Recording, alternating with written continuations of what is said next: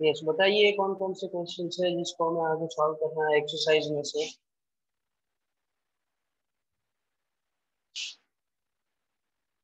ये नहीं याद है?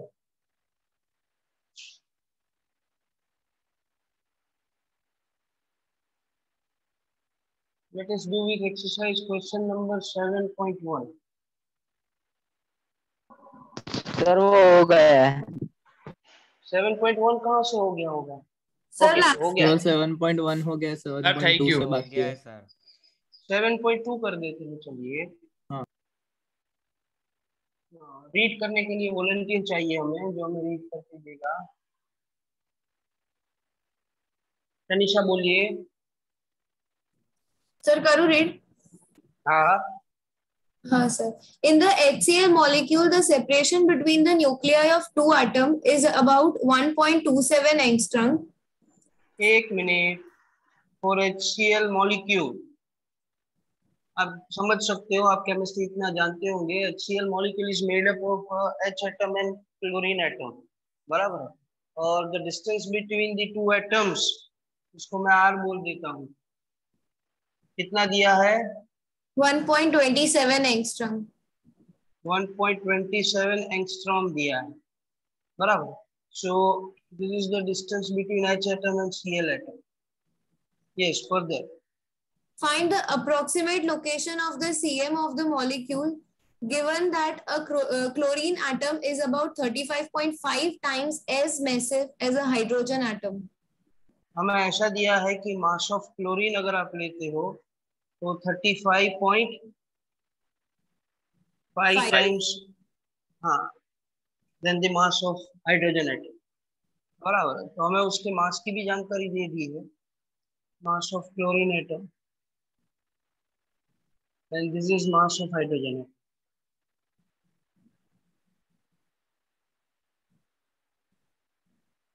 ठीक है, we can solve this question by taking two different ways, बराबर। हमें फाइंड करना है इसका RCM। वेक्टर की जरूरत नहीं है because it is in one dimension, तो लाइन ज्वाइनिंग देम ऐसा हो जाएगा। तो अगर आप बात करो, ये जो मैं ब्लैक कलर का बता रहा हूँ वो हाइड्रोजन एटम हो जाएगा, बराबर, और ये क्लोरीन एटम हो जाएगा। अभी मैं जो रेड कलर से बताऊंगा, क्लोरीन एटम थोड़ा मैसिव है, ये chlorine atom. The distance between them is given as, इन दोनों के बीच का डिस्टेंस आपको दिया गया है जिसको हमने R बोला, 1.27 आर्मस्ट्रांग, बराबर।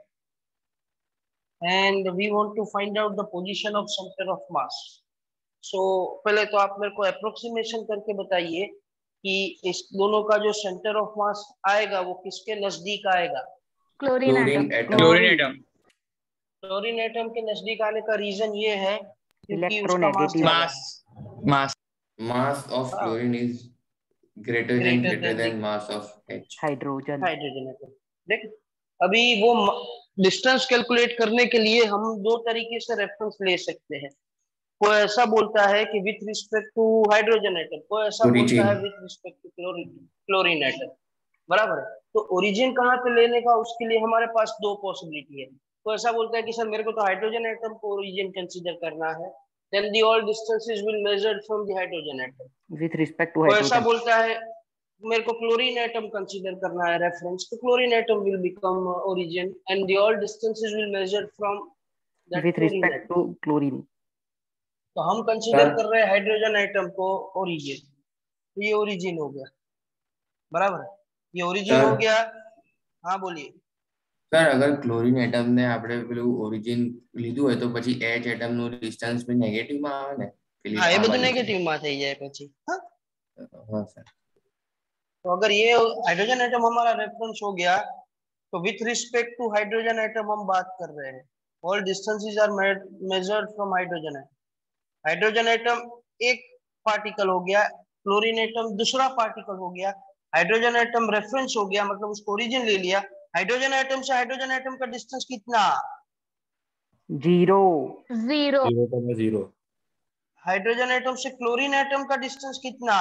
1.27 एंगस्ट्रॉम, 0 1.27 एंगस्ट्रॉम, बराबर है। एंड हाइड्रोजन एटम से सेंटर ऑफ मास का डिस्टेंस कितना, ये हम अज्यूम कर लेते हैं कि let it is RCM 1.27 minus x. बराबर है. सो RCM from hydrogen atom is to be find out. चलिए, do you know any formula regarding this three quantities? हमारे पास दोनों एटम का मास है, दोनों एटम का डिस्टेंस है, एंड मेरे को फाइंड करना है उसका सेंटर ऑफ मास का position. M1R1 vector, M1R1 vector, M1R1 plus M2R2 upon M1 plus M2 upon M1 plus M2. गलत हो गया. आपको वेक्टर लेने की कोई रिक्वायरमेंट नहीं है, हमने पहले ही स्केलर बोला मान चाहिए सर. हाँ, कोई वेक्टर बोला, RCM will become M1R1 plus M2R2 hydrogen hydrogen plus M2R2 upon Chlorine mass atom. of Chlorine. HCl molecule. Chlorine atom upon total mass M1 plus M1 M2 mass of hydrogen capital M. R10. तो यहाँ पे भी हम वो change कर देते हैं ना, मास ऑफ क्लोरीन एटम को हमने M2 बोला है और मास ऑफ हाइड्रोजन एटम को हमने M1 बोला है, बराबर. 35.5 M1 is equal to M2. चलिए वैल्यू डालते हैं.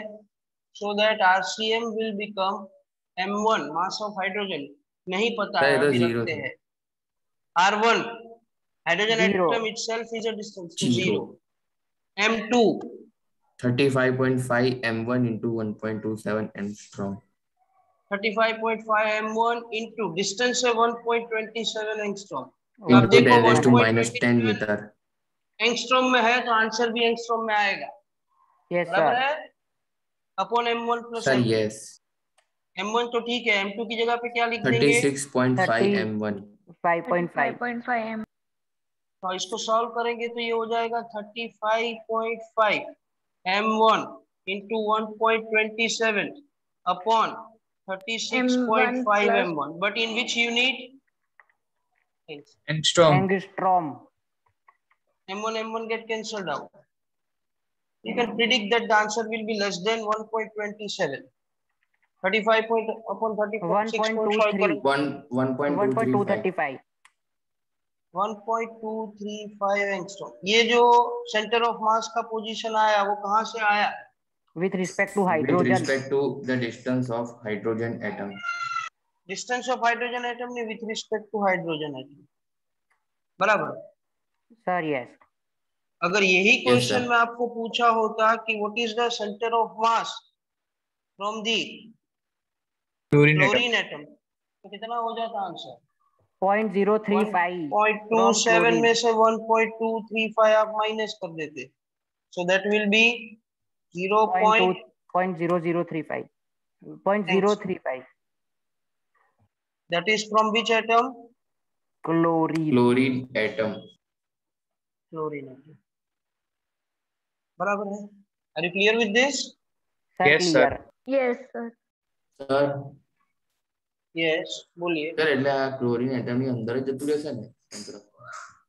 ક્લોરીન એટમ ની અંદર કારણ કે રેડિયસ હોય 0.5 છે, you can consider it as to be कि उसके अंदर चला जाएगा. Yes sir. ठीक है. चलिए हो गया कंप्लीटेड. Completed sir. ओके, अभी हमने दूसरा भी एक क्वेश्चन बोला होगा सेंटर ऑफ मास वाला, if I am not wrong. अगर मेरे को नंबर याद है कौन सा है आपको पता हो तो बताइए. क्वेश्चन 3 है 16 की दो से, if I am not wrong. ये भी centre of mass based question है. सर ना थर्ड छे सेंटर सर थर्ड छे वेलोसिटी फाइंड सेंटर ऑफ करवानी. मास वाला. Okay, so let us do the third first. Then sir मैं वाचो. सर आप આજે वाचो. છે ને. हाँ बोलिए सेकंड में क्या है? Sir, may I read the question? मन कही દીધું. Oh, next question. चलिए 7 पॉइंट. हाँ वो 2 में क्या है? સર સેકન્ડ માં એંગસ્ટ્રોમ નું કન્વર્ઝન આપ્યું છે મીટર માં, તો ક્વેશ્ચન માં गिवन હોય તો કરવું પડે ને કન્વર્ટ. એવું કોઈ જરૂરી નથી. આન્સર આપણને મીટરમાં રાખો, મીટરમાં રાખવાનો, એંગસ્ટ્રોમમાં રાખો તો એંગસ્ટ્રોમમાં. That is not wrong in that. Okay sir. चलिए 7.3 हमको कौन रीड करके सुनाएगा? Sir, may I मैं read? सर તમે મને કહી દીધું. ओम पटेल को शायद मैंने बोला था. हाँ sir. A child is stationary at one end of the of a long trolley, moving uniformly with a speed v on a smooth horizontal floor. बहुत सारी चीजें आपको इसमें बता दी कि there is a trolley, at the end of this trolley a child is stationary, बराबर है. Then it starts moving with a constant velocity, मतलब acceleration 0 हो जाएगा. And the surface is smooth, मतलब जहाँ पे फ्रिक्शन नहीं लगेगा. ये क्वेश्चन जब आप रीड करते हो कोई भी, तो जो भी उसका पर्टिकुलर स्टेटमेंट आप रीड करते हो कोई न्यूमेरिकल का, तो वो रीड करके बहुत सारी बातें आपको मिल जाती है, पता चल जाती है. वो जितना जल्दी आप समझोगे उतना न्यूमेरिकल सॉल्व करना आसान हो जाएगा. Yes. If the child gets up and runs about on the trolley in any manner, what is the speed of cm of the trolley plus child system? हाँ, तो पहले तो क्या था, वो स्टेशनरी था, बराबर है. पहले the system of child and this trolley stationary, the child is at sitting at the one end, बराबर. अभी क्या हो गया कि वो चाइल्ड वहां से उठ गया और वो ट्रॉली पे रेंडमली मूव करने लगा. तो फिर वो पर्टिकुलर सिस्टम का, मतलब चाइल्ड प्लस ट्रॉली का जो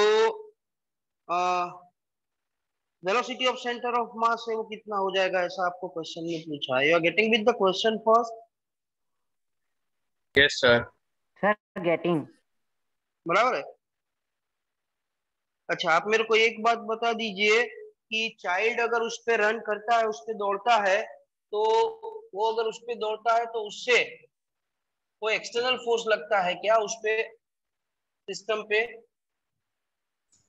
no sir. No sir. Can I say that the external force acting 0 on the system of Isolated system. 0 on the system of child plus trolley, trolley? वो तो 0 हो गया. हमने, आप याद करो, Newton second law of motion सीखा था. For the case of system of particle, internal force is also 0. External force तो 0 हो गया, और इंटरनल फोर्स से वेलोसिटी ऑफ सेंटर ऑफ मास में कोई फर्क पड़ता नहीं है, नहीं इसका सम तो 0 हो जाता है, बराबर. So that's why the velocity of centre of mass of system consisting of child plus trolley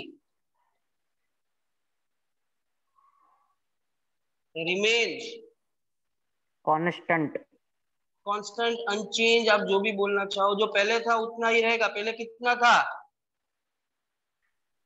that is v था ना पहले. V. हाँ सर v है, तो कैपिटल v. हाँ, तो वो बाद में भी वही रहेगा. you are getting my point? Yes Sir, sir. Getting. ठीक है. चलिए, तो इसके बाद क्वेश्चन सॉल्व करते हैं. इसके बाद हम सॉल्व करेंगे unsolved number.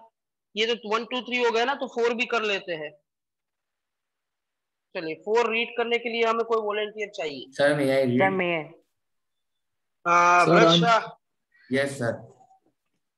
Show that the area of the triangle contained between the vectors a and b is 1/2 of the magnitude of a cross b. हाँ, ये तो आपने सीखा सर, है assignment शायद, में अगर मैं गलत नहीं है. असाइनमेंट में ऐसा क्वेश्चन था, बराबर है. Yes, sir. तो बराबर. तो हमें ऐसा बताया गया है, मैं आपको फिर से करवा देता हूँ ऐसा है तो.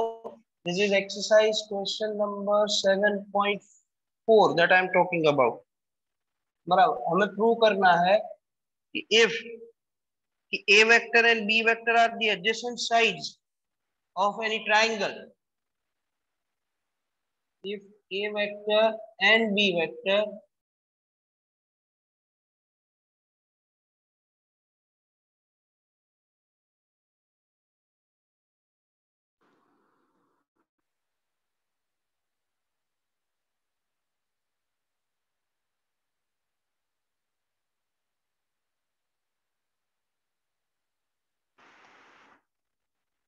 हमें प्रूव क्या करना है कि भाई जो एरिया ऑफ ट्राइंगल आएगा, बराबर है, वो कितना हो जाएगा? Area of triangle will be equal to half of magnitude of A vector cross B vector. So getting with this?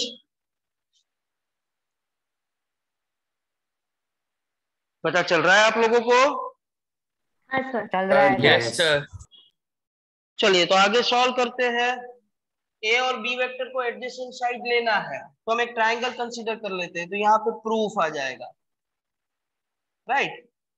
Consider कोई भी ट्राइंगल दे दो, अब जो भी लेना है। ए बी साइड्स है तो हम P Q O P Q नाम दे देते हैं। Consider triangle O P Q, बराबर। वेयर जो ओपी साइड हो जाएगा वो ए वेक्टर के बराबर हो जाएगा और दूसरा साइड हो जाएगा O Q vector, that will become B vector, क्योंकि हमें ऐसा बोला गया है कि take A vector and B vector are the adjacent sides of triangle. You getting my point? Sir getting. चलिए तो let us draw such triangle. Sir तो આપણે કોઈ भी બે સાઈડ ના લઈ શકે, એવું જરૂરી થોડી ના છે ઓપી અને ઓક્યુ લે। તું લેને બેન, ચાલશે। હા તું એવું લઈને કર, આન્સર માં કોઈ ફરક ના પડે, એવું કાં નથી કીધું કે એવું જ લેવાનું। हाँ sir. Okay you can take it. हाँ बेटा चलिए, ये हो गया ओ, ये पी, ये रिप्रेजेंट करता है ए वेक्टर। इसका वेक्टर ए वेक्टर, लेकिन इसका मैग्नीट्यूड देखने जाओगे तो ए वेक्टर का मैग्नीट्यूड हो जाएगा। अगर इसको मैं क्यू बोल दूंगा तो O Q represent B vector, direction B vector का, मैग्नीट्यूड ऑफ हो बी जाएगा vector. Magnitude of B vector. You getting my point? Sir getting. Getting. इन दोनों के बीच का हम एंगल अज्यूम कर लेते हैं कि let theta is angle between A vector and B vector, जो मैंने ब्लू कलर से दिखाया आप देख सकते हैं। Yes sir. Late theta is angle between A vector and B vector, which we are supposed to be a sides of adjacent sides of triangle OPQ. पता चल रहा है आपको? सर। तो फिर हम आगे बढ़ सकते हैं अगर आपको पता चल रहा है। यस चलिए सर यस। अभी इसको सॉल्व करने के लिए इसका ट्राइंगल का एरिया लाना पड़ेगा। ट्राइंगल का एरिया तो आप बहुत छोटे थे लोअर स्टैंडर्ड्स में सीखा है। ट्राइंगल का एरिया क्या होता है? half into base into height। हाँ तो एल्टीट्यूड तो लाना पड़ेगा ना, एल्टीट्यूड है नहीं तो एल्टीट्यूड में अज्यूम कर लेता हूँ। लेट दिस इज एल्टीट्यूड, बराबर। इसका नाम दे देते हैं Q R. Sir magnitude of B vector sin theta. Q R is perpendicular to OP. ऐसा हमने क्यों किया? क्योंकि हमने एरिया ऑफ ट्राइंगल लाना है, जिसके लिए आपने बोला एल्टीट्यूड चाहिए, वो एल्टीट्यूड था नहीं, इसलिए हम इसको लेके आ गए। बराबर है? बराबर है सर। बराबर है सर। ठीक है चलिए, तो फिर हम ये ट्राइंगल का प्रॉपर्टी सॉल्व करते हैं। कौन सा वाला ट्राइंगल मैं बोल रहा हूँ? ओ आर क्यू वाला ट्राइंगल मैं यहाँ पे ड्रॉ करके भी बताता हूँ। ये वाला चलिए इसको देख के आप sin theta equal to Q R upon O Q. ये मैग्नीट्यूड ऑफ बी है O Q. You agree with me? ये Yes, एंगल sir. थीटा है और ये राइट एंगल ट्राइंगल। मेरे को ये क्यू आर, इसका एल्टीट्यूड फाइंड करना है, इसका हाइट फाइंड करना है। तो क्यू आर थीटा के लिए कौन सा साइड है? Opposite. Opposite. Opposite. Opposite side है। और हमें पता ओ क्यू है। ओ क्यू क्या है ये ट्राइंगल में? हाइपोटेन्यूस। हाइपोटेनियस और ऑपोजिट साइड आता है ऐसा ट्रिग्नोमेट्रिक रेशियो तो sin थीटा।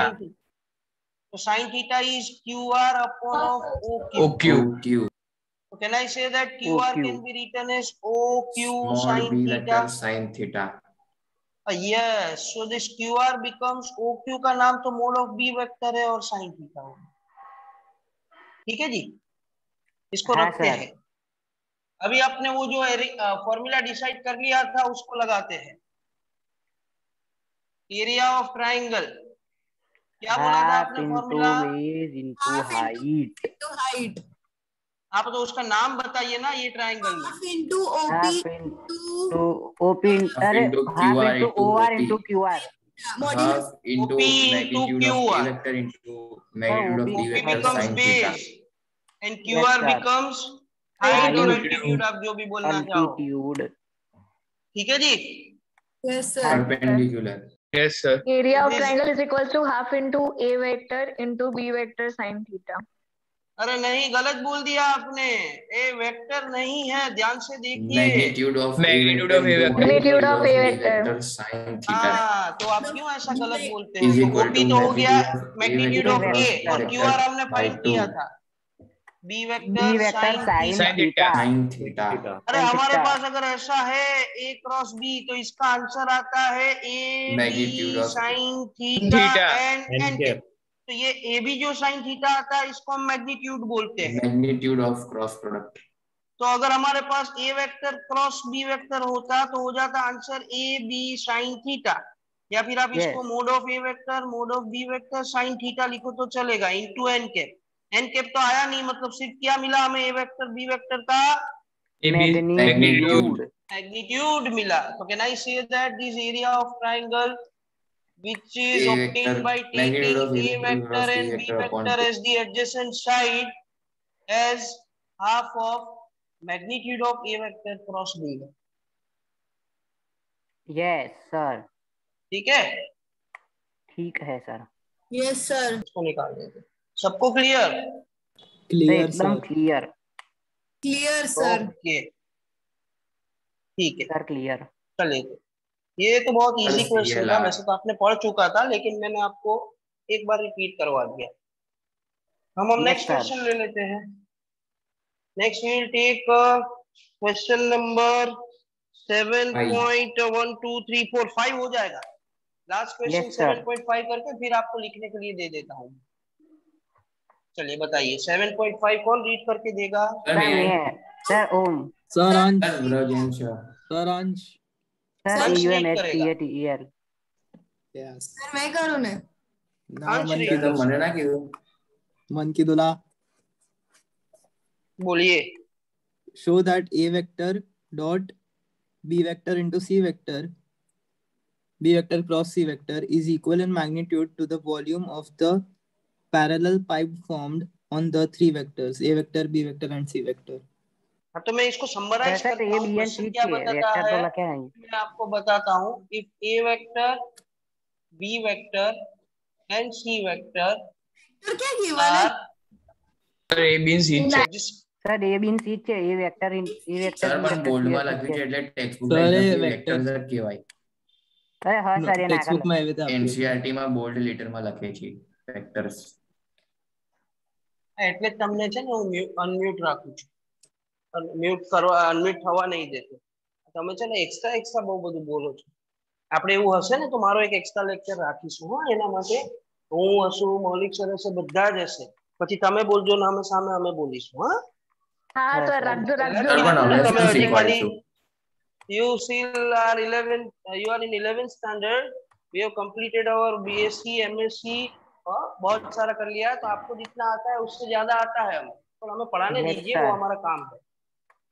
ठीक है, चलो A vector B vector and C vector, उसमें एनसीईआरटी में आपको वेक्टर का साइन नहीं देते, वो बोल्ड साइन देते हैं, दैट मींस कि it's a vector. So if A vector, B vector and C vector are adjacent side, अभी वो आपको नया शेप दिया है, आपको तो वो तो देख के ही पता चल जाएगा कि दो साइड होता है तो ट्रायंगल बनता है, थ्री साइड होता है तो क्यूब वॉल्यूम के लिए कुछ बनेगा। Sides of the parallelopiped. हाँ पैरेललोपाइप। ये पैरेललोपाइप का मीनिंग क्या होता है? બે પાઇપ જે પેરેલલ હોય, मतलब ये सिमिलर क्यूब जैसा ही होगा है, लेकिन स्क्वायर और क्यूब सेम होते हैं और रेक्टेंगल और पैरेललोपाइप सेम होता है, बराबर। तो if A vector B vector and C vector are adjacent sides of the parallelopiped, then what we want to prove is that, हाँ क्यूबॉइड चाल है, बराबर। Cuboidal pipe. तो टू प्रूव दैट हमें ऐसा प्रूव करना है कि भाई ये जो पैरेललोपाइप बना उसका जो वॉल्यूम आएगा, the volume of parallel pipe is equal to the magnitude of A vector dot B vector cross C vector, बराबर। तो volume is equal to A vector dot B vector cross C vector, बराबर है। Getting my point? Sir getting. Yes, sir. सबको पता चल रहा है ना? यस सर चल रहा है। હા સર ખબર પડે છે। it is a magnitude of the volume, of this parallel pipe. तो पहले पैरेलल पाइप बनाते हैं तो आपको और अच्छे से आइडिया आएगा। तो आपको ये देख के पता चल जाना चाहिए we have to take A vector, B vector and C vector as the three adjacent sides of a parallel pipe. So ये जो भी बात चल रही है वो 3 डायमेंशन में हो रही है। Are you getting my point? Yes sir. ठीक है, चलिए तो हम पैरेलल पाइप बनाते हैं।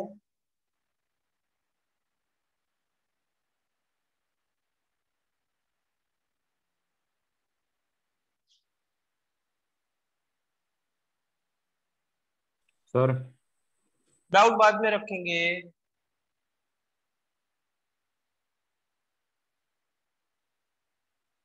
ये कुछ क्यूब से थोड़ा बड़ा है, पैरेलल पाइप जैसा दिख रहा है। तीनों साइड जहां पे मिलती है इसको हम ओरिजिन बोलते हैं। ये ओरिजिन है, ये एक साइड हो गया। इसको मैं एक्सटेंड कर दूं तो मेरे को ये ओ पी वेक्टर मिल जाएगा। चलिए इसका नाम पी वेक्टर दे देते हैं। That is to be taken as one side. तो इसका मैग्नीट्यूड ऑफ ए जितना हो जाएगा। You are getting my point? Yes sir. एक दूसरा साइड लेना पड़ेगा, वो वाई एक्सिस की डायरेक्शन में। मैं यहाँ पे ले लेता हूँ, ठीक है। इसको हम ओ क्यू बोल देते हैं and that becomes Yes, the sir. Magnitude of B vector. B vector. અને એક ત્રીજી સાઈડ લેવાની, એટલે હવે તો z एक्सिस લેવું પડે। we have to take z axis. तीसरा यहाँ पे ले लेते हैं, ठीक है, इसकी डायरेक्शन में z एक्सिस की। तो ये ओ आर बोल देते हैं, ये सी वेक्टर का मैग्नीट्यूड हो जाएगा। Getting my point? Sir getting.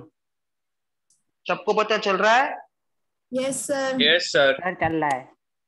तो प्रूफ में हम ऐसा कर देंगे कि जो ओपी वेक्टर है, वेक्टर लिख रहा हूं, that represents A vector. O Q vector है, that represents B vector. And O C O R vector है, that represents C vector. C vector. और इसका मैग्नीट्यूड हो जाएगा साइड लेंथ जितना। तो हमें ऐसा एक पैरेलल पाइप मिला है जिसका side length A B and C है, बराबर है। क्यूब होय तो त्रणेय साइड इक्वल होय। बट ये गेटिंग माय पॉइंट? हाँ, ये क्यूबॉइड जैसा, इसलिए इसको पैरेलल पाइप बोला है। अभी इसका मेरे को वॉल्यूम फाइंड करना है। वॉल्यूम क्या होता है ये पहला बताइए। ABC लेंथ इनटू ABC होता है, into B into H। B A into B into सी।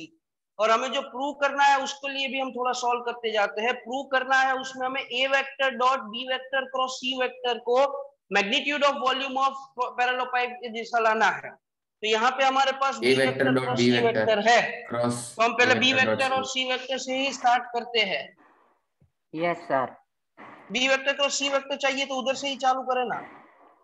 तो B vector cross C vector, what is the formula of B vector cross C vector? BC sin theta n cap। B का magnitude, C का magnitude and sign, उन दोनों के बीच का angle.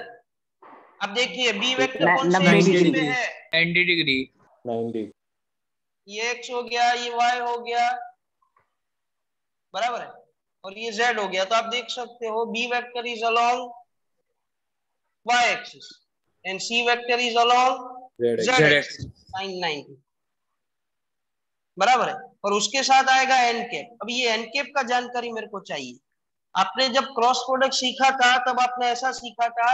अब देखो यहाँ पे B vector direction of A पे लिखा, sir in the plane perpendicular to the plane formed by two vectors। Sir in the B direction vector of A along Y vector. Axis है, C vector is along Z axis है। आपने cross product में ऐसा सीखा था कि इसका जो क्रॉस प्रोडक्ट होता है उसका मैग्नीट्यूड तो बराबर है, B vector cross C vector and sine 90 आ गया। लेकिन इसका जो डायरेक्शन होता है वो axis perpendicular to the axis plane होगा ये फॉर्म वाला। By B vector and C vector. तो बी वेक्टर वाई एक्सिस पे है, सी वेक्टर जेड एक्सिस पे है, तो वाईजेड प्लेन हो जाएगा। तो this N cap is along X axis. X axis के यूनिट वेक्टर को क्या बोलते हैं? I cap. I cap. यहाँ पे मैं एन कैप लिखने की जगह पे अगर आई कैप लिखता हूँ तो चलेगा? चलेगा। चलेगा। हाँ sir. You getting with this? Sir getting. Yes sir. Can I say that this B vector cross C vector can be written as magnitude Sir, of B Now vector, B vector है magnitude of C vector, sin 90 तो 1 होता है, I cap. I cap। Sir You all clear with this? Sir clear. Sir બોલીએ. Sir એટલે આને box ને ઊભું કરી દે તો પછી તો જે કેપ ના થઈ જાય. શું કહે છે ભાઈ? આ બોક્સ એટલે આ ક્યુબોઇડ ને આમ ઊભું કરી દે તો પછી તો જે કેપ થઈ જાય સર ડાયરેક્શન. બી વેક્ટર તને કયા એક્સિસ પર દેખાય છે? સર એટલે અમને હોય છે પણ આમ પેલું હા પણ આડું તો કરી ભાઈ દે ભાઈ તો રાખ ને ભાઈ, તું ઊંચું ને એવું આડું ને exponent. અવળું ને એવું શું કરે જે છે એવું ચાલવા દે ને. ओके सीधे सीधे हाँ? हमारे पास जो प्रूव करना है उसमें हमें B vector cross C vector चाहिए था, वो हम लेके आ गए. अभी हम बात करते हैं ये पूरा A vector cross B vector cross C vector, तो उसको सॉल्व करते हैं. A vector dot B vector cross C vector. Vector को मैं लिख सकता हूं मैग्नीट्यूड एंड डायरेक्शन. तो पहले मैं बात करता हूं ए वेक्टर. ए वेक्टर का मैग्नीट्यूड तो ए है, चलिए हो गया. इसका डायरेक्शन देखो कौन से एक्सिस पे है, आई आई कैप. कैप. तो ये आई कैप हो जाएगा. Dot B vector cross C vector ये है हमारे पास, अभी हम लेके आए. Mod B vector mod C vector C I cap. B vector cross इस C mod of vector. B vector cross mod of C vector and I cap. I अरे I cap dot cap I dot cap I 1 cap क्या होता है? 1. 1 होता है, बराबर है. तो ये तो हो Yes, जाएगा mod of A, mod of B and mod of C. Mod of C. A B C. The LHS reason equal is to that IHS. I cap dot I cap is 1. अरे ये तो क्या हो गया कि अगर एक मेरे पास क्यूबॉइड है, उसका एक साइड ए है, दूसरा साइड बी है और तीसरा साइड सी है. अगर ये तीनों को मैं मल्टीप्लाई कर देता हूं तो मेरे को क्या देगा? ये Volume. Magnitude of volume. of the cuboid. Magnitude of volume Parallel pipe. of this parallelepiped.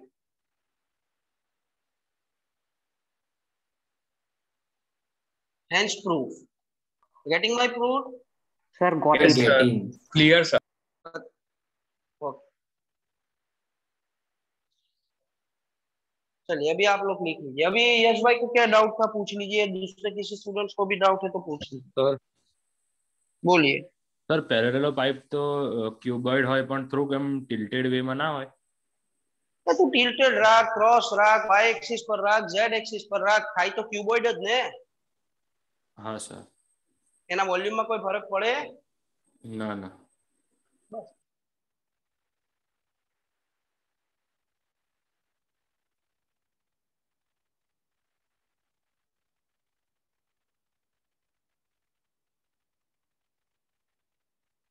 Sir બોલીએ. સર અહીંયા ક્લોરીન અને હાઇડ્રોજન એટમનો આપણે અગર માસ લઈ લઈએ 35.5 ગ્રામ ને 1 ગ્રામ તો ચાલે? આન્સર બરાબર આવે? ના ચાલે, ના ચાલે.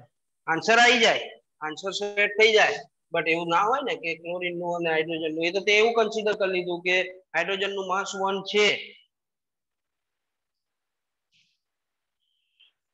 હા 1 યુનિટ લઈ લીધું એટલે. સર આમ બોલીએ. હા સર, આ તો પેરેલલ માં તો પેલું હેક્સાગોનલ હોય ને સર, તો પણ ના થાય? શું કહે છે પેરેલલ માં? સર આવું પેલું હેક્સાગોન જેવું હોય ને સર આમ શેપ, હા તો પણ થાય જ ને સર, એમાં ઓપોઝિટ તો પેરેલલ જ ધ્યાન હતા ને શેમાં વાત કરો છો સર? એટલે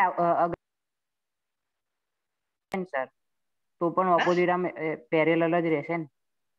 એટલે પણ કયા કેસમાં, કયા ન્યુમેરિકલમાં તું વાત કરે છે એ મને ખબર. અરે સર આ પેલું ક્યુબોઇડલ વાળું જે આપણે જોયું ને એમાં. ના ના ભાઈ, હેક્સાગોન કઈથી લેવાય? એક તો શેપ જ તું બદલી નાખે છે. એનું વોલ્યુમ કેવી રીતે? હેક્સાગોન ના વોલ્યુમ નો ફોર્મ્યુલા આવડે છે ને? ના સર, આમ તો નહીં આવડતો. હેક્સાગોનલ તો એરિયા હોય, વોલ્યુમ ક્યાંથી આવે? હા તો પછી હેક્સાગોનલ એટલે 3D Two હેક્સાગોનલ dimensional સર, એનું shape છે. એનું નામ નહીં ખબર મને. 3D માં કેવું હેક્સાગોન બનાવવાનું? એને રોમ્બસ કહેવાય. હેક્સાગોનલ પ્રિઝમ. હા, હેક્સાગોનલ એને રોમ્બસ પ્રિઝમ. કહેવાય. हाँ એને रोम्बस કહેવાય. ये તમને આવશે केमिस्ट्री में, but we don't want to go in that way. अगर आपको पता है ये इजी है तो आप वो उल्टा उल्टा क्यों सीखते हो? હા હમણાં સર. મને કોઈ પૂછ્યું કરાવતો તો ત્યારે કે સર આપણે એને ઉપર લઈ લે તો અલા ભાઈ જેવું છે એવું સોલ્વ કરો ને. ઉપર લઈ લે તો એક્સિસ બદલી જાય પણ આન્સર તો સેમ જ રહે ને ભાઈ. यस सर, मंजिल बदलने से आंसर नहीं बदलता. हाँ આન્સર નહીં, કન્સેપ્ટ નહીં બદલ. हाँ, ला कंसेप्ट नहीं फॉर्मूला बदलता. मेथड ला. પણ પહેલા કન્સેપ્ટ આવે ને. પછી મેથડ આવે.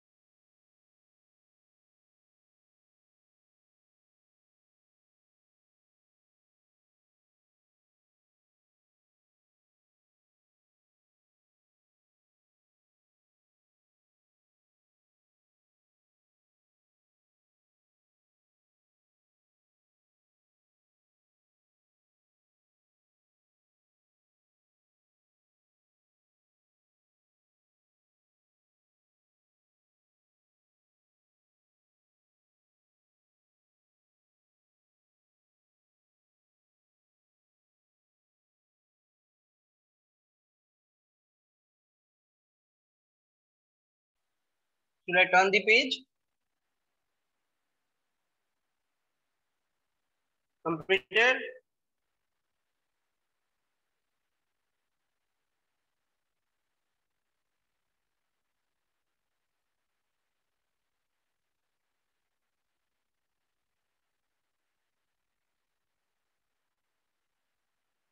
Okay.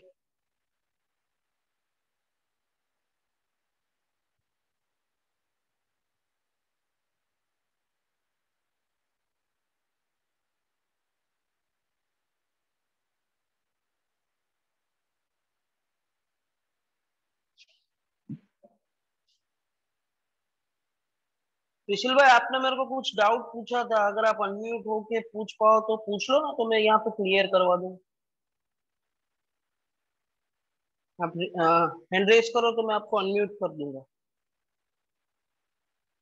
If possible.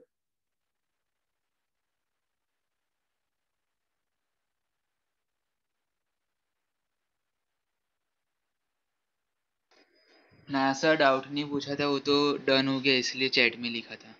नहीं नहीं, वो तुमने व्हाट्सएप पे भेजा था ना मेरे को, वो मैं पूछ रहा हूँ भाई। अच्छा, मतलब यहाँ पे हो सकता है तो करवा देता हूँ। आपने क्या पूछा था एक बार? हाँ सर।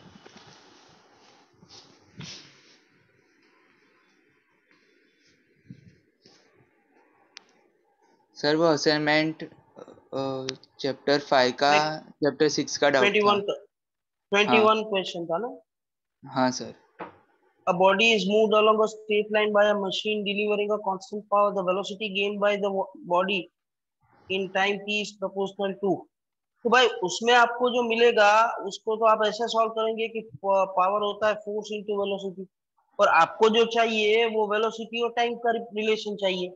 तो फोर्स इंटू वेलोसिटी में v तो आ गया, पावर कांस्टेंट है, लेकिन वो फोर्स का कुछ करना पड़ेगा ना। तो फोर्स होता है मास इंटू एक्सेलरेशन, लेकिन उसको तो हमें वेलोसिटी के टर्म में लाना है, इसलिए वहां पे इंटीग्रेशन डिफरेंशिएशन करना पड़ता है कि एक्सेलरेशन तो dv बाई dt आता है ना, हमें dv नहीं चाहिए, हमें v चाहिए, इसलिए उसका इंटीग्रेशन करना पड़ेगा ना भाई। Getting my point?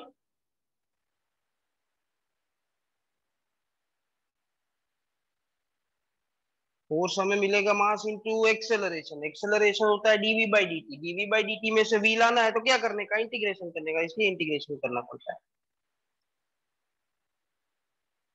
विशिल भाई क्लियर है ना? ओके। हाँ sir. Okay.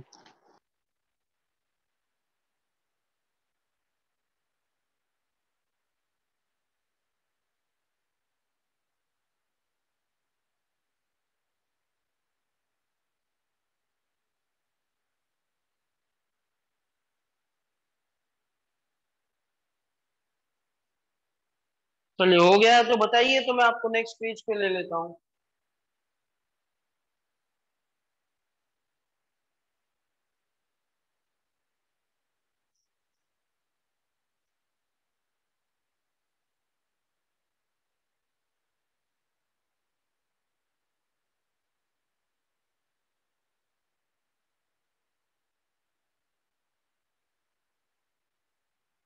Should I? Okay, writing sir के written sir, I don't understand. Okay लिख रहे हो, ठीक है, तक खत्म कर दीजिए, हो जाए तो फिर मेरे को एक बार कंफर्मेशन दे दीजिएगा। Okay, then I will take you to the next screen.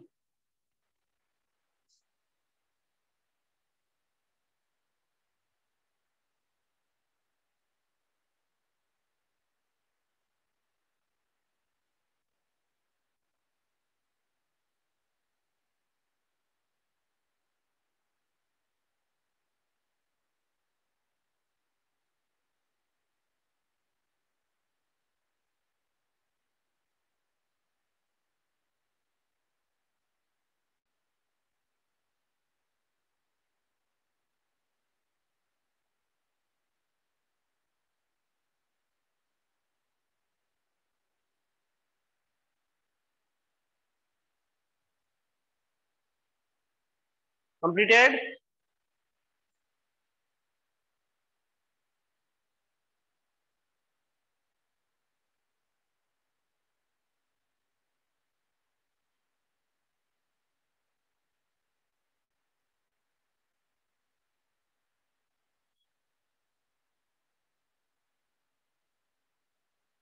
चलिए मैं आपको नेक्स्ट स्क्रीन पे ले लेता हूँ।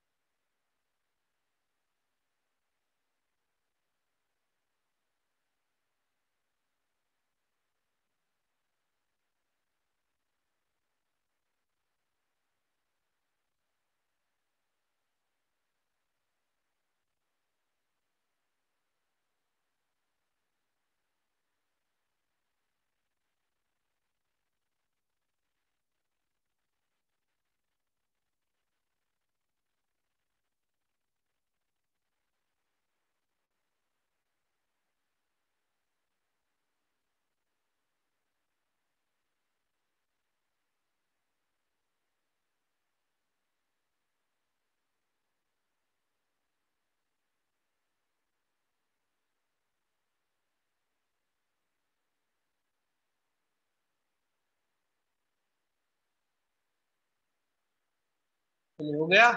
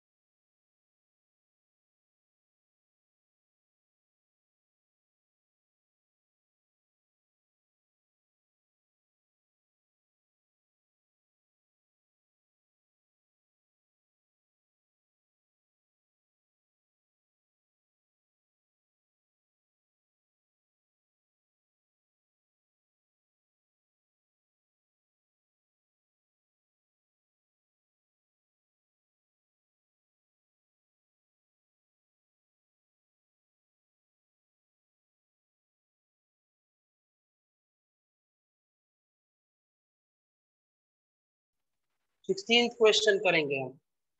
इसके लिए आपको कंफर्मेशन देना होगा कि ये हो गया है कि बाकी है, क्या है बताइए थोड़ा।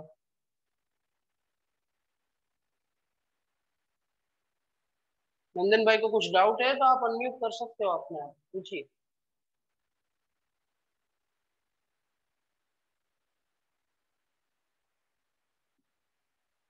नंदन भाई कुछ डाउट है तो पूछ लीजिए। अच्छा आपको रीड करना है इसको।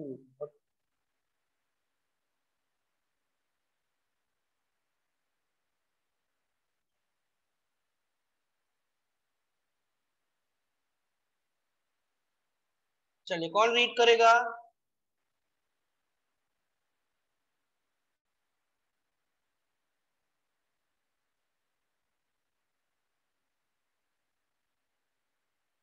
देखो आप अपने आप हो रहे हो, अनम्यूट हो जाओगे अभी तो, कि नहीं हो रहा है?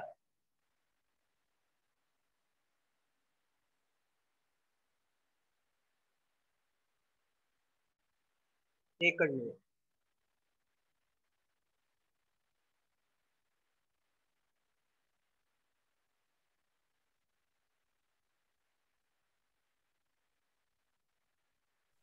Yes, sir.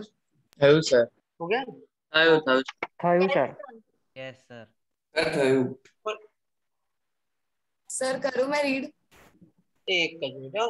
Late us clear this all content which we already return.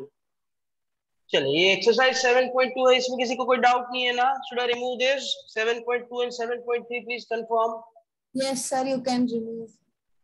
Okay, then what about 7.4? Yes, sir, clear. Okay, then 7.5? Clear, sir. Okay, chalo. Then we can start with the exercise question number 7.16. It comes in a category of IMP question. Exercise का 7.16 हम solve करने जा रहे हैं। हाँ बताइए। From a uniform disk of radius r, a circular hole of radius r by 2 is cut out. एक minute, हमारे पास एक यूनिफॉर्म डिस्क है। अगर यूनिफॉर्म डिस्क है तो disk is which dimensional geometry, 1, 2 और 3? 1. Oh, disk is 2 dimensional geometry, उसका area होता है। बराबर, तो there is a uniform disk 2 dimensional जिसका हमें रेडियस दिया गया है r। इसमें से हमने एक होल कट किया, hole is having a radius of r/2, ऐसा आप लोगों ने मेरे को बताया। यस बताइए आगे। The center of hole is at r by 2 from the center of the original disk. एक मिनट, centre of the hole is at r by 2 r/2 from centre of original disk. disk. बराबर, ऐसे cut करना है, ऐसा आड़ा टेढ़ा cut नहीं करना है, जैसा इंफॉर्मेशन दिया है वैसे ही कट करना है। This is just for your information. ये मैंने जो बॉक्स किया, आप एग्जाम में नहीं लिखोगे तो चलेगा, डायग्राम में ये बताना है। Yes further. Locate the center of gravity of the resulting flat body. Centre of gravity मतलब इसका सेंटर ऑफ मास हम लोकेट करेंगे ये केस में डिस्क के लिए। तो चलिए पहले एक अच्छे से डिस्क बना देते हैं। बराबर, आपने बोला disk is which dimensional geometry, 2 dimension ना, तो ये हो गया एक्स एक्सिस और ये हो गया वाई एक्सिस, तो 2 डायमेंशनल जियोमेट्री। ये इसका सेंटर हो गया, इसको मैं ओरिजिन ओ बोल देता हूँ। इसमें से मेरे को एक होल कट करना है, होल ऐसे कट करना है कि उसका रेडियस r/2 आना चाहिए एंड उसका जो सेंटर है वो ओरिजिनल सेंटर से r/2 डिस्टेंस पे आना चाहिए। तो ये मैं पिंक कलर का जो डिस्टेंस बता रहा हूँ, पॉइंट बता रहा हूँ O dash, can I say that distance is r/2? Yes, इतने रेडियस का हमें कट करना है एक होल, होल का भी रेडियस r/2 आना चाहिए।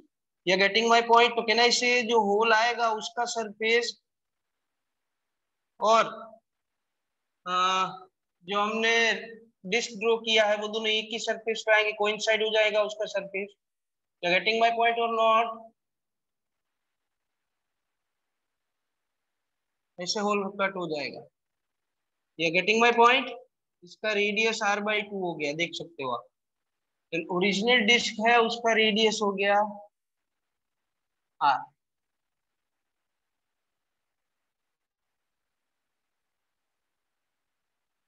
आपको इतना बात पता चल रहा है, यस और no, then should I proceed further, तो फिर मैं आगे बढ़ूंगा, वरना फिर मैं यहाँ पे रुक जाता हूँ।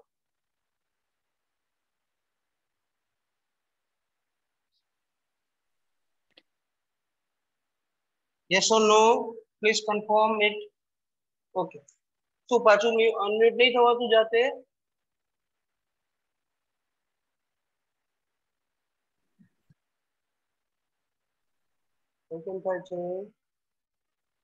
चलिए अभी हो सकते हो, आप चेक कीजिए।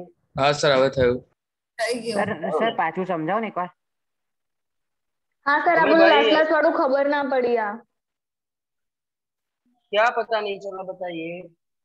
सर पाछो डायग्राम समझाય દો। સર આ r/2 વાળું જે તમે લીધું ને સેન્ટર વાળું, પછીથી એટલું r કેવી રીતે પિંક માં થયું લખ્યું છે ને સર। ओके, हमारे पास एक डिस्क है, वो रेड कलर का है, वो डिस्क है जिसका रेडियस हमें आर लेने को बोला गया है, तो हमने उसको आर रेडियस का एक डिस्क बनाया। Disk is a 2 dimensional geometry, तो आप देख सकते हो कि एक्स और वाई एक्सिस पे, एक्स वाई प्लेन में मैंने ये रेड कलर का डिस्क बताया है, जिसका रेड कलर से मैंने रेडियस कैपिटल आर बोला है, उसका सेंटर ओरिजिन पे आ रहा है। इतना बात पता चला।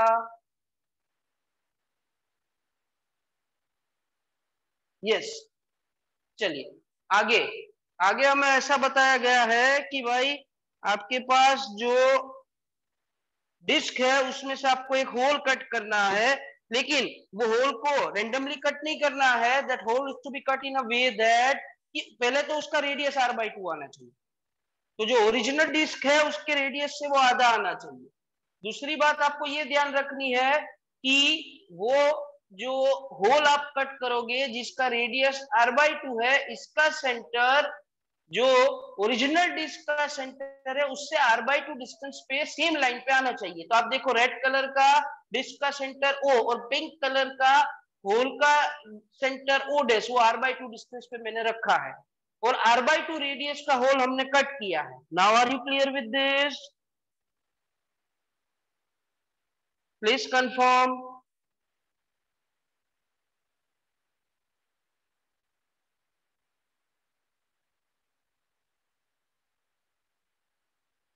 Yes or no? Clear? Sure. Yes sir clear. Okay, sir sir जिन क्लियर। लोगों ने डाउट पूछा था उनको क्लियर? सर डाउट यस है। सर। सर મને हाँ बोलो तनिषा, क्या डाउट है?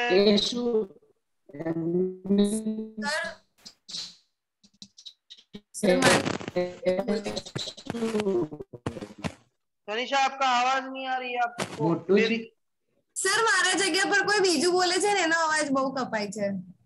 ઓકે, તો હવે તું બોલ, શું પૂછે છે? હા સર, સર આજે તમે જે બીજી ડિસ્ક લીધી ને, બીજું ડિસ્ક નથી, બીજું હોલ છે। હા એટલે એ જે હોલ લીધો ને, તો સર એ જે કટ કર્યું તો એ સેન્ટર થી બી તો કટ થવું જોઈએ ને, મતલબ ફિગર માં। એવું थोड़ी जरूरी है कि सेंटर થી कट થવું જોઈએ।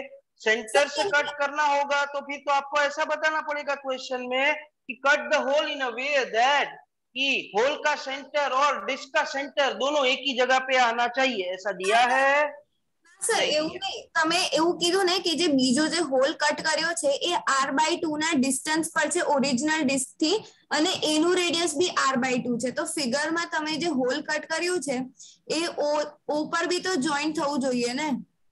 અરે ના થાય, હા થઈ જાય, એટલે તું એને r/2 પર જોઈન કરતો ચાલે, તારો પોઈન્ટ વેલિડ છે।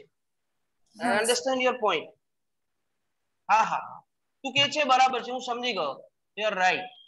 હા સર। એટલે તું આવું કે છે जो હું ग्रो करूं છું कि ये जो डिस्क कट होगा वो ऐसे कट होना चाहिए, होल जो कट होगा वो ऐसे कट होना चाहिए। હા સર આવું જ કહું છું। हाँ हाँ हाँ, right right right, you are right. Sir उसका एक सरफेस सेंटर पे आना चाहिए और दूसरा सरफेस है वो डिस्क के सरफेस पे आना चाहिए। You are right right, agree. दूसरा कोई डाउट नहीं है ना तनिषा? बोलो यश भाई। સર આજે આપણે સેન્ટર ઓફ ઓરિજિનલ ડિસ્ક છે ને ઓરિજિન લીધું, તો એવી રીતે કેવી રીતે મતલબ ઓરિજિન કન્સિડર કરાય એમ? भाई ये हमने कंसीडर किया है कि डिस्क को हम ऐसे ड्रॉ करेंगे कि उसका सेंटर और उसका ओरिजिन दोनों एक ही डायरेक्शन में आना चाहिए, तो एक से नवा एक्सिस ना सेंटर અને માંથી નીકળે ને, બાકી ઓરિજિન બીજા પર રાખ અને સેન્ટર બીજે રાખ તો પછી સોલ્વ કેવી રીતે કરવાનું? because to consider the distance we are having a reference as origin. અને સર આજે જે બીજી જે મતલબ હોલ છે સર્ક્યુલર હોલ એને આપણે કાઢ્યો ઓરિજિનલ માંથી, તો એમાં એનો જે ડાયામીટર છે એ તો સર્કલ નો ઓરિજિનલ ડિસ્ક નો રેડિયસ થઈ જશે ને? होल का डायमीटर और डिस्क का रेडियस दोनों सेम हो जाएगा क्योंकि होल का रेडियस r/2 है, बराबर है। અને સર આ જે સેન્ટર ઓફ ગ્રેવિટી છે એ તો આ બે પોઈન્ટ मतलब બે સેન્ટર્સ ની વચ્ચે આવશે ને? सेंटर ऑफ मास हमें फाइंड करना, नहीं वहां पे नहीं आएगा, वो मैं समझाऊंगा कहां पे आएगा। हाँ सर। चलिए अभी नेक्स्ट डाउट वाले पर्सन कौन है? बोलिए श्रेया, क्या डाउट है आपको? સર તમે જે આ રેડ કલર થી આર કેપિટલ માં રેડિયસ જે લખ્યું છે, તો સર એ ઓરિજિન થી નહીં થાય રેડિયસ? તો ઓરિજિન થી જ છે ને, ઓરિજિન માંથી જે લાઈન પાસ થાય છે તો ઓરિજિન થી લે કે લાઈન પાસ થાય છે ત્યાંથી લે, બધું એક જ છે ને। હા સર, અને સર હમણાં તનિષાએ કીધું એ ના ખબર પડી, એ પેલું આ તમે કરીને બતાવો ને આ ફરીથી બીજું વાળું આ circle.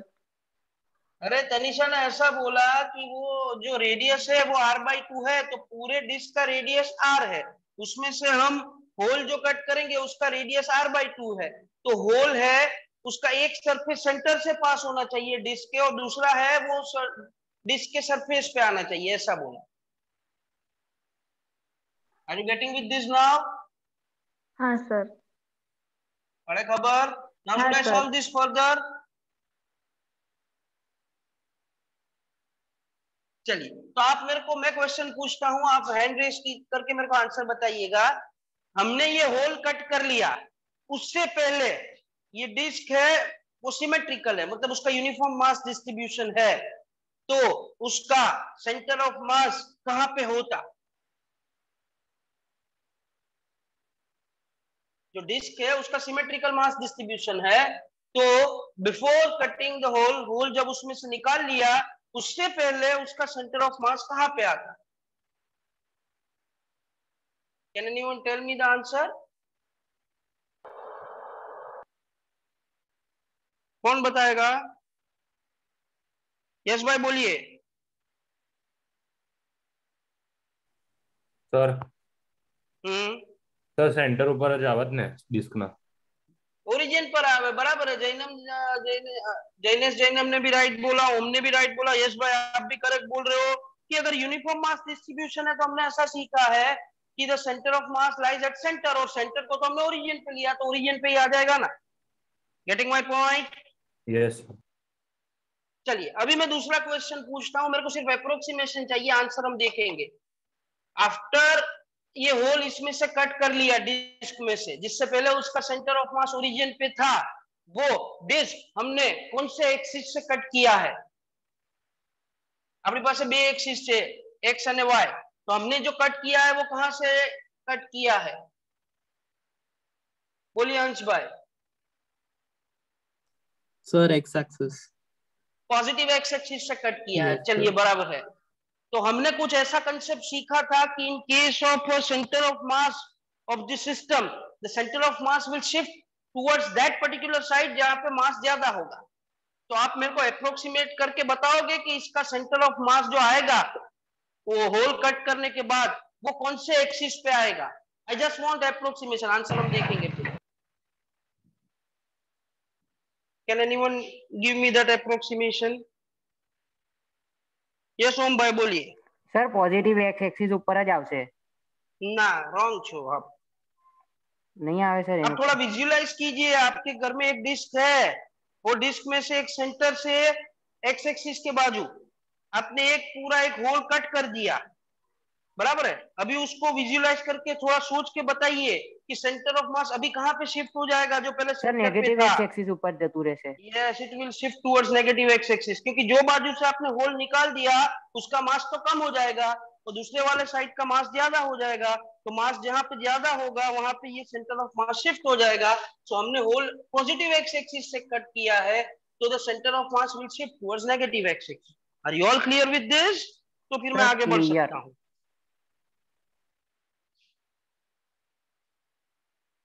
Please confirm.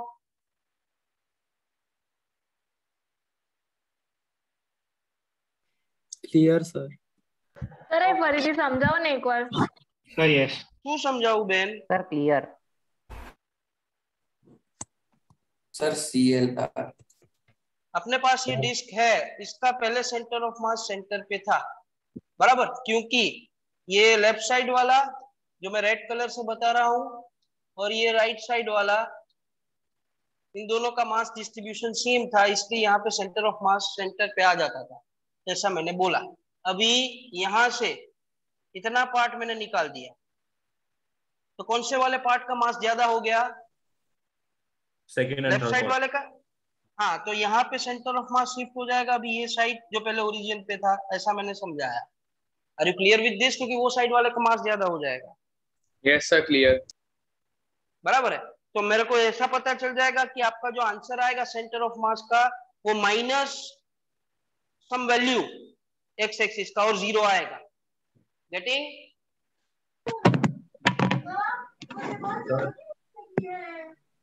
Yes, all of you clear? Sir हाँ बोलिए यश भाई। સર એ સેકન્ડ કે થર્ડ ક્વોડ્રન્ટ ની વચ્ચે નહીં આવે, મતલબ અંદર ના આવે, ના આવે। અત્યારે ઓરિજિન પર છે અને કટ કર્યું है તે બરાબર સિમેટ્રિક કટ કર્યું છે।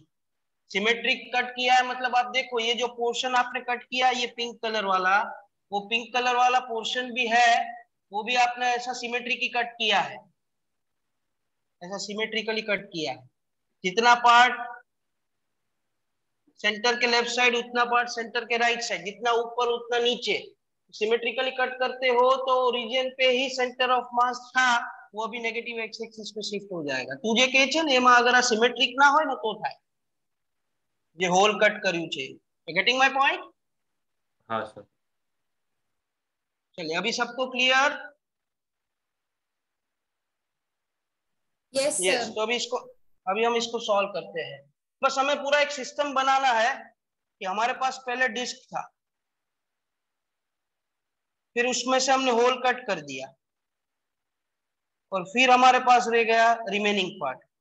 और ये जो रिमेनिंग पार्ट है जो मैंने डायग्राम में दिखाया है, उसमें से वो पिंक कलर का रीजन निकाल दोगे तो रिमेनिंग पार्ट मिल जाएगा, उसका मेरे को सेंटर ऑफ मास फाइंड करना है।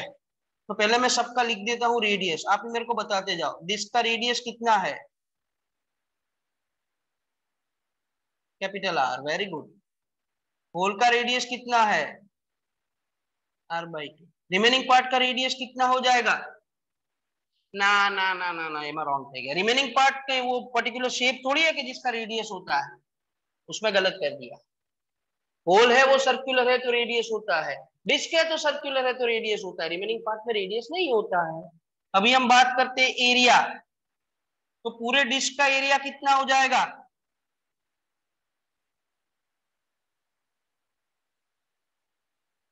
पूरे डिस्क का area, can I say it is pi are square?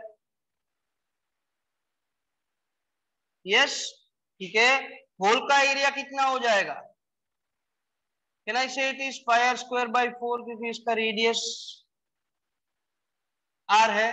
तो रिमेनिंग पार्ट का कितना हो जाएगा? मैं ऐसा लिखूं तो चलेगा, टोटल पाई आर स्क्वायर था, उसमें से पाई आर स्क्वायर बाई 4 आपने माइनस कर दिया, तो it is 3 pi are square by 4। चलेगा? अगर पाई आर स्क्वायर को मैं ए बोल देता हूं तो जो होल है उसका a/4 हो जाएगा, और जो रिमेनिंग पार्ट है उसका 3a/4 हो जाएगा, considering a is pi are square. Are you clear with this?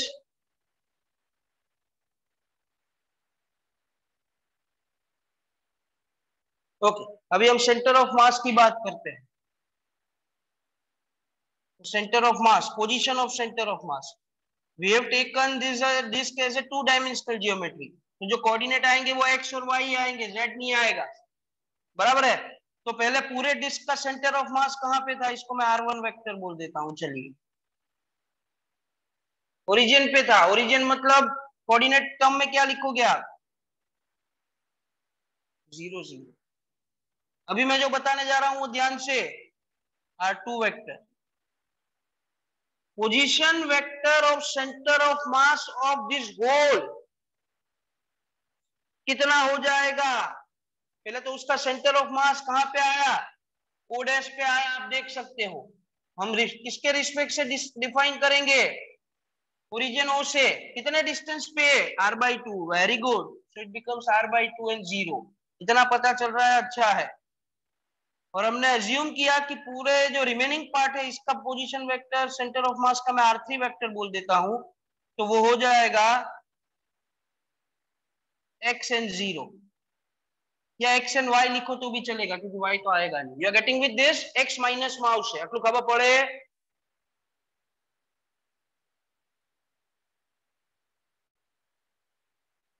चलिए, ये डिस्क है, 2 डायमेंशनल जियोमेट्री है। ये 2 डायमेंशनल जियोमेट्री होता है तो हमने लास्ट टाइम 3 टाइप का चार्ज डेंसिटी मास डेंसिटी सीखा था। 2 डायमेंशन में हम कौन सा मास डेंसिटी ले सकते हैं,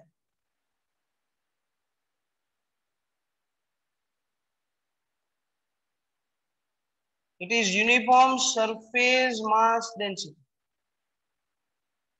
बराबर है। 2 डायमेंशन में सरफेस आवे, 3 डायमेंशन में वॉल्यूम आवे અને 1 डायमेंशन में लीनियर आवे, बराबर है। ये सरफेस मास डेंसिटी सिग्मा का फॉर्मूला क्या,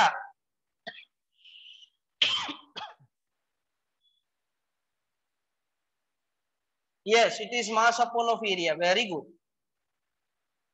ठीक है, तो जो यूनिफॉर्म मास कितना हो जाएगा, can I say it is sigma into a, ऐसा हो जाएगा। Do you agree with me. तो अगर ये हर एक पार्ट है उसका मास भी अगर मैं लिख देता हूं तो पूरे डिस्क का मास कितना हो जाएगा, m, that is sigma into a। तो कैन आई से दैट जो, एक मिनट अभी भी तुमने कंफ्यूजन हो चुका है, पूरे डिस्क का मास इसको हम m1 बोल देते हैं, दैट इज m, वो सिग्मा इंटू ए हो जाएगा। तो जो होल है उसका एरिया 1/4 हो गया है, तो कैन आई से दैट पूरे डिस्क के उसका मास 1/4 हो जाएगा, और जो रिमेनिंग पार्ट है उसका मास 3m/4 हो जाएगा।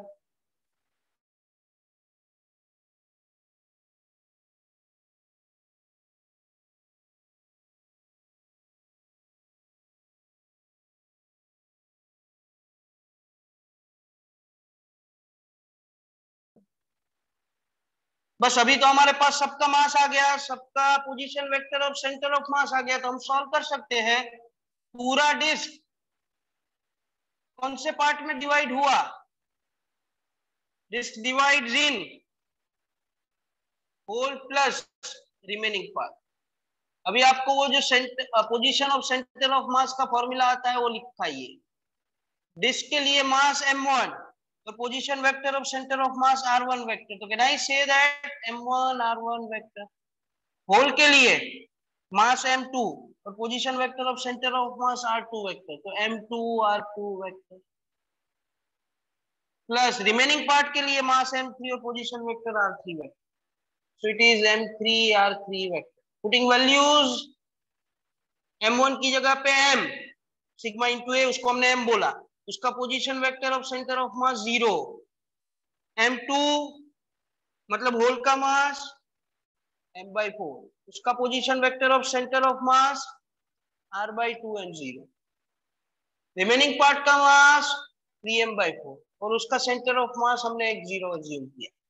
जो कैंसिलेशन होता है वो तो उड़ा दो, m m m गया। कंपेयरिंग ओनली x कोऑर्डिनेट,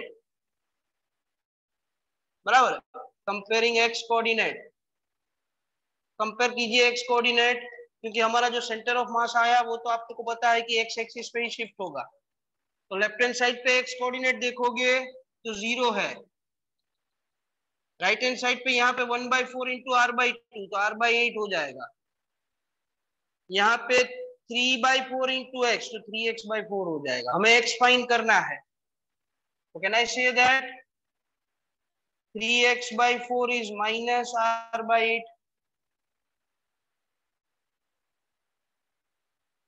3 को नीचे ले लो तो x is equal to minus r by six. मैंने आपको पहले ही बोला था answer minus negative x axis पे आएगा।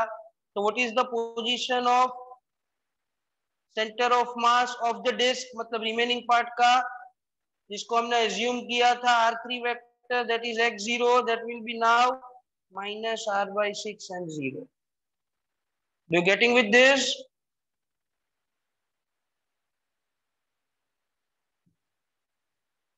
चलिए क्लियर है तो लिख दीजिए आप लोग।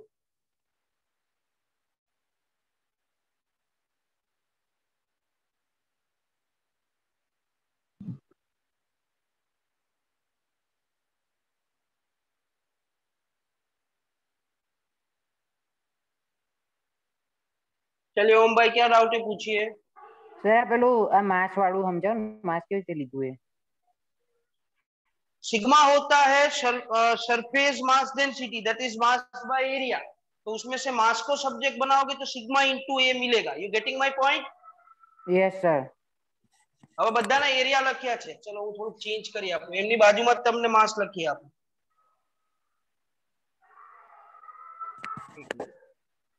તો તમને ઈઝી થઈ જાય।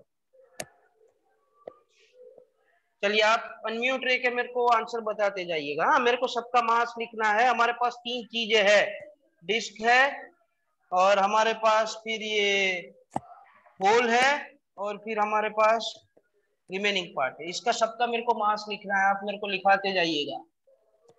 चलिए मास, मास का फॉर्मूला क्या लिखा हमने? सिग्मा इंटू ए एरिया। तो अगर पूरे डिस्क के लिए देखोगे तो मास हो जाएगा m, इसको मैं m1 बोलता हूँ। क्या फॉर्मूला लिखा हमने? सिग्मा इंटू ए, इसको मैं एज्यूम कर लेता हूँ a, m एज्यूम कर लेता हूँ। होल का मास हो जाएगा m2 is sigma into a by 4 बराबर है, क्या के एरिया a बाय 4 थे, सिग्मा तो यूनिफॉर्म हो, सेम हो, तो कैसे कैन आई से दैट वो m बाय 4 हो जाएगा? m by 4, yes sir. चलिए फिर रिमेनिंग पार्ट का अगर आप देखिए, एरिया हो गया इसका 3a बाय 4, तो इसका मास हो जाएगा सिग्मा इंटू 3a बाय 4। तो yes sir. 3m bye 4 Lakhu तो चाले? ठीक है भाई? Yes sir. चलिए अभी कौन है डाउट वाला?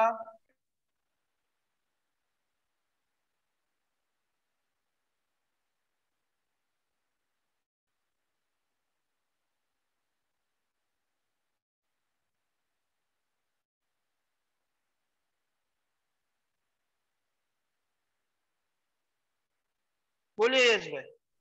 સર આ એરિયા જે છે મતલબ સેકન્ડ વાળો m2 લીધો તમે, તો એરિયા r એટલે r²/4 થઈ જાય એવું છે?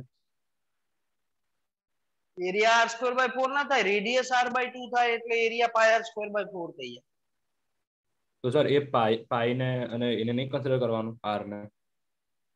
કર્યું ને, પાય r² ઇઝ a, તો ઇટ ઇઝ a/4। પછી પહેલામાં પાય r² માइनस पाई r²/4 થઈ ગયું એટલે 3 पाई r²/4 થયું, लेकिन पाई r² का तो नाम हमने a दिया, इसलिए इसको 3a/4 कंसीडर किया। અચ્છા, એટલે સર π² એ લઈને પછી પેલું 3/4। હા સર, ઓકે। સર આ m1 r1 vector equals to, એ તો સેન્ટર ઓફ માસ થી ડાયરેક્ટ ના લઈ લે કે rcm વેક્ટર ઇક્વલ્સ ટુ? લેવાય તારે લેવું એવું તો લેવાય, પણ આવું યાદ રાખવાનું, ડિસ્ક લેફ્ટ સાઈડ પર આવે અને એના બે પાર્ટ થાય, one is whole and other is the remaining part. એટલે પછી જે અનનોન વેલ્યુ હોય એવી રીતના ફાઇન્ડ કરવાની, એવું ને? હા યસ એક્ઝેક્ટલી સેમ।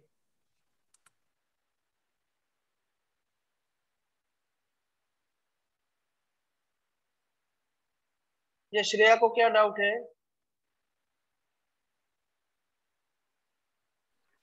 સર આ માસ m1 છે, એમાં સિગ્મા એ કેવી રીતે આવ્યું એકલું? आई रहे लख्યું છે મેં, આ जो ब्लू कलर ની लाइन बताई છે, sigma is m by a, तो इसमें से मास को सब्जेक्ट बनाओगे तो it is sigma into a। Sigma के टर्म में लिखने का रीजन क्या? क्योंकि ये यूनिफॉर्म डिस्क है, तो सिग्मा पूरे डिस्क में कहीं पे जाओ तो कांस्टेंट रहता है, इसलिए m is sigma into a आया। अच्छा ओके सर। ओके हाँ सर।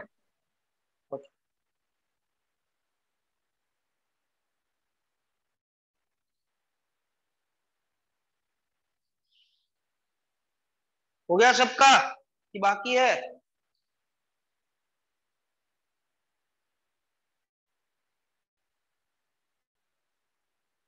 अच्छा, ये हमने डिस्क के लिए सॉल्व किया,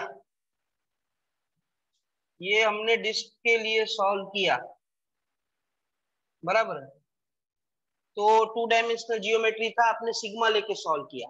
यही क्वेश्चन, सेम क्वेश्चन, डिस्क नहीं, अभी मेरे को स्फीयर के लिए सॉल्व करना है। आपको होमवर्क में ये क्वेश्चन सॉल्व करके मेरे को आंसर में बताना पड़ेगा, बराबर है। हाँ, आपको ये, ए भाई शांति रख, ये क्वेश्चन आपको मेरे को होमवर्क में सॉल्व करके बताना पड़ेगा स्फीयर के लिए। तो स्फीयर होगा तो यहाँ पे 2 डायमेंशन की जगह पे क्या आ जाएगा? स्पेस। 3 डायमेंशन। 3D बोलना भाई, 3D बोलना। फिर यहाँ पे यूनिफॉर्म सरफेस मास डेंसिटी की जगह पे क्या आ जाएगा? वो बोल बोल बोल। स्पेस डेंसिटी वाली स्पेस डेंसिटी होय कोई दिवस, it's a volume mass density. हाँ सर, वॉल्यूम मास डेंसिटी। तो फिर यहाँ पे फॉर्मूला हो जाएगा, यहाँ पे सिग्मा नहीं आएगा, इधर रो आ जाएगा। It is mass by volume. એટલે આ क्वेश्चन જે તમે एरिया लेने सॉल्व करो ने वॉल्यूम लेने सॉल्व करવો પડે। फिर x तो आएगा, y तो आएगा, उसके साथ साथ z भी लेना पड़ेगा, बराबर है। तो यहाँ पे डिस्क की जगह पे स्फीयर, रेडियस सेम r, लेकिन अभी एरिया नहीं चलेगा, अभी क्या लेना पड़ेगा?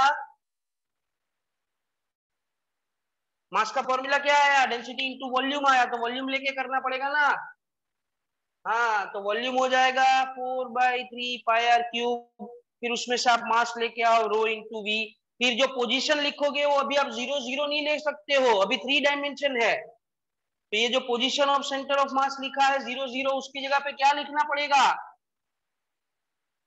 It is 0 0 0 because you are solving in 3 dimension. So make proper changes and tell me your answer. आज नहीं, होमवर्क में करना है आपको और हमें बताना है आंसर क्या है।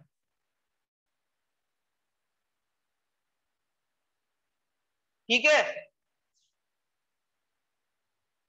जो मैं तुमने चेंजेस कह दी था, एक तो सरफेस मास डेंसिटी नहीं चलेगा, वॉल्यूम लेना पड़ेगा। एरिया नहीं चलेगा, वॉल्यूम लेना पड़ेगा। एक्स वाई नहीं चलेगा, एक्स वाई जेड तीनों लेना पड़ेगा। फिर आप चेंज करके, फॉर्मूला तो यही रहेगा, बाकी सब सेम रहेगा। आप चेंज करके देख लो, आंसर क्या आता है बता देना हमें।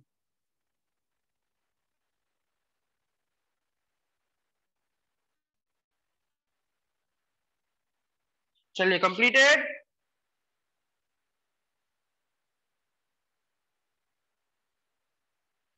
हो गया सबका भाई?